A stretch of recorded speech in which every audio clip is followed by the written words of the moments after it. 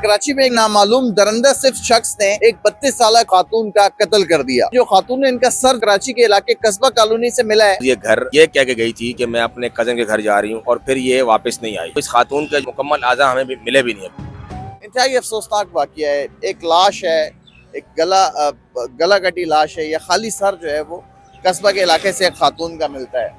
फिर जिस्म के बाकी जो आज़ा हैं, हाथ किसी और इलाके से मिल रहे हैं, पाँव किसी और इलाके से मिल रहे हैं। ये मामला है क्या और अब तक कितने जो है वो टुकड़े इस लाश के अब तक छिपा सब खाने लाए जा चुके? ये हफ्ते की सुबह छिपा हेल्पलाइन पे इतला आई थी कि कस्बा 2 नंबर नाले में जो ना खातून का सर पड़ा हुआ है।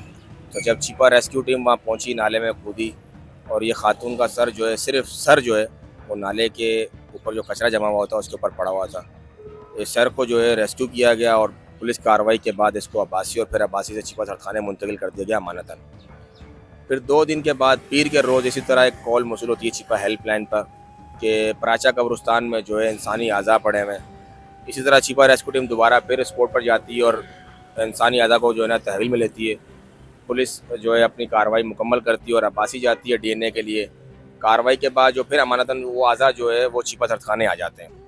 मंगल के रोज़ फिर एक कॉल मौसूल होती है कि लजबेला पुल के नीचे से इंसानी अज़ा जो है वो पड़े हुए हैं। छिपा रेस्क्यू टीम दोबारा फिर जाती है और उसको रेस्क्यू करके पुलिस की मौजूदगी में अब्बासी अस्पताल मुंतकिल किया जाता है, उसका DNA किया जाता है और फिर अमानतन जो है इसको छिपा सरखाने मुंतकिल कर दिया जाता है। इंसानी जो अज़ा मिले वो कबल वक्त कहना होगा कि ये इसी खातून के हैं या किसी और के हैं। DNA हो गया इसका, DNA के बाद ही पता लगेगा कि वो अज़ा इस खातून के हैं। अच्छा, मंगल के रोज़ इस खातून को शिनाख्त करने के लिए इनकी जो है सास आती हैं अपने घर वालों के साथ।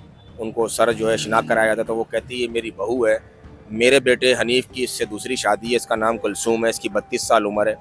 जुम्मे के रोज़ ये घर ये कह के गई थी कि मैं अपने कज़न के घर जा रही हूँ और फिर ये वापस नहीं आई और इसका नंबर भी बंद हो गया। और वो जो सर है वो हफ्ते की सुबह मिला है खातून का। जी, हफ्ते की जो है तकरीबन 1:30 से 2 बजे के दरमियान हमें सर मिला है। जुम्मे को खातून ये घर पर बता के गई थी अपने हस्बैंड को कि मैं अपने कजन के घर जा रही हूँ। जी, अपने कज़न घर जा रही ठीक है। है। खातून की पहली शादी है और इनके शौहर की इस खातून से दूसरी शादी है जो 32 साल कुलसूम है। खातून का तो पता नहीं कि उसकी पहली या दूसरी, लेकिन इस जो हनीफ है जो इसका शौहर है उसकी इस खातून से दूसरी शादी है।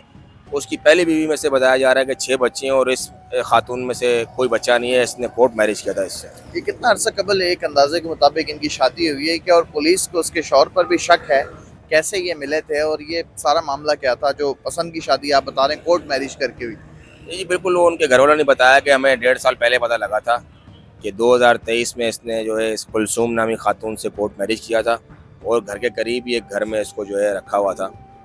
ये बताया उन्होंने। बाकी तफसीलात तो जारी बात है, वो हनीफ यहाँ तो आए नहीं, उनसे रब्ता था, वो थाने के लेटर लेने के लिए दोबारा वो आए नहीं, ना उसकी फैमिली आई और ना हनीफ आया। ना जो खातून का शौहर है वो दोबारा नहीं आया छिपा सतखाने, सिर्फ सर की शनाख्त के लिए आए थे।